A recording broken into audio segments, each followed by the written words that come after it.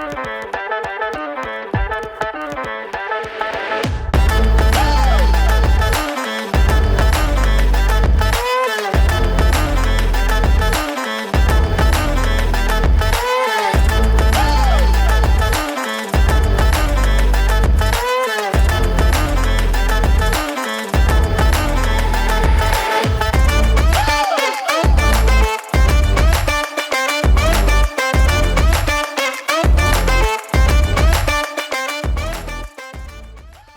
hello everyone, welcome to ESPC and we are live from Copenhagen, and today I have the honor of asking questions to the one and only Vesa Juvonen. Vesa, hello and welcome to ESPC. Thank you, Anoop. Really cool to be here. Thank you. Great stuff. And you are very popular in the community, but for people who do not know you, can you please tell us a bit about yourself and how did you get into the Microsoft 365 world? Yeah, so I'm a principal product manager in Microsoft 365 platform areas. Been in Microsoft for 16 years, Wow.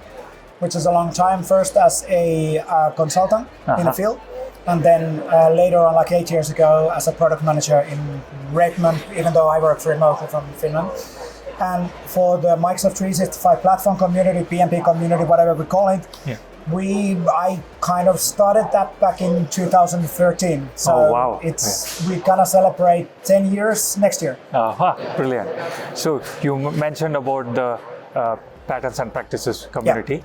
Can you please tell us the history of the community, how it started and where it is now? Yeah, so we started, what was it called at the time? It was AMS, doesn't matter what it actually meant. Quite often it was then renamed to the Office 365 Developer Patterns and Practices.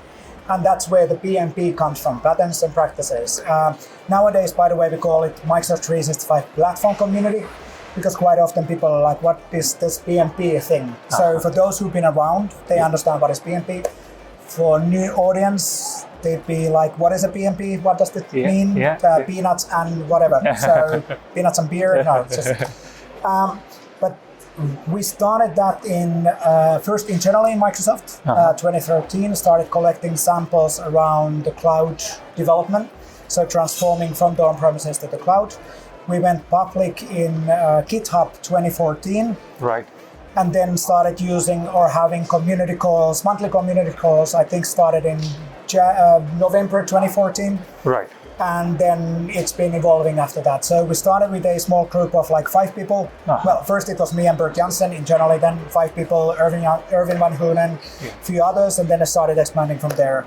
And now the core team is like 50 people, including Anoop, helping on the things. And then we get like up to 1,500 attendees in the weekly community calls. There's a 1,300, 1,300 samples available. There's a lot of stuff available. So it's been just a great journey, one step at a time, growing the community and making more value for everybody. Brilliant. So you mentioned there about samples. Can you tell us what these samples are? I mean, what areas do these samples focus on? And how will these samples help the community? So from day one, where the work actually started was really around the fact that you work with customers and you solve a customer problem. And then there's your colleague or there's a friend who's like, I'm working with the customer as well, and they have a similar problem. So rather than forcing them to rebuild the whole thing or being like, okay, how would I do these things? We started sharing those samples. And that was really the original idea. So the samples don't necessarily need to be super polished, super fine-tuned. Some of them are super cool stuff, but some of them are focusing on a pattern or a practice, patterns and practices. There you go. So showing a thing. And then that unlocks people on, okay, in my customer scenario, is a bit different UX, but I need to do this particular thing. Oh, here's a sample. I can download that. I can have a look on it. I understand what it does, and then I can adapt that sample to my code. Okay. So making it easier for people to understand how to make things. Okay. And let's say if I, as a community member, want to contribute something to the community, because I found out this new cool feature that I have developed and I want to share it with the community. Is there any guidance on that from the community? So first of all, if you're familiar with GitHub, it's relatively easy to do pull requests on the locations. Right. We also have our Sharing is Caring initiative, where we have the first time contributors guidance and sessions. So basically, as we get people on asking on, okay, how would I contribute? They can sign in a form, and we will set up a specific training session, right, where we will go one by one with the people and showing them, okay, this is what you do, this is what you do, this is what you do.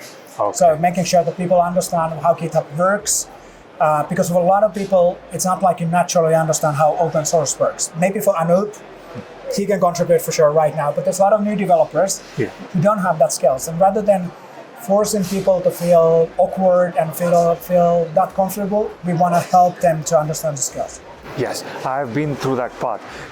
For my first contribution, I was a bit scared what to do, but the community members were so helpful. They told me what to do and helped me make my first contribution. So and you can always ping the community attendees and people on the questions and go to the issue list, talk to us in conferences, all of that on, hey, I need some help, and we can certainly help on things. Brilliant. So now what I have been seeing in this community is statistics, and you know quite a lot of statistics. Can you give us some mind-blowing statistics about the community? Well, it's up to, where would we start?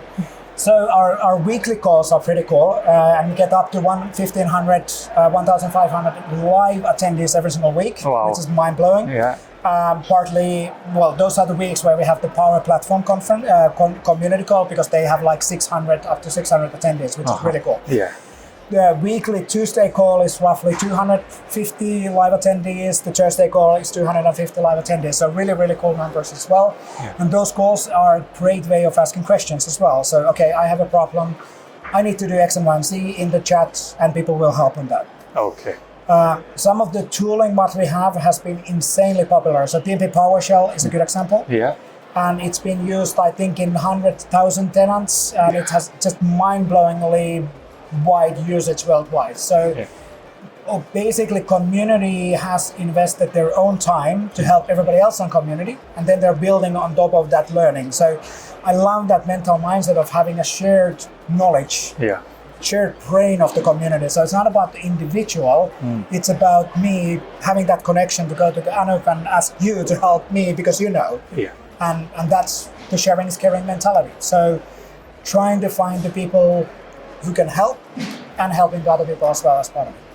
Brilliant. And now if I want to start doing that, I know the community has a website. Can you tell us what that website is? The website URL is aka.ms/m365/community. So that's the easiest way to actually get started or understand what's available. We have community call, recurrent invites there, documentation, tooling, YouTube channel, which is insanely popular as well. All of that is available from that one location. Okay, brilliant. Thank you very much, Vesa, for your time. And you've been an inspiration to many people, including me. Thank you. So thank you for sharing your time again, and thank you for answering all the questions. Thanks, Anoop. Really happy to be here. Thank you.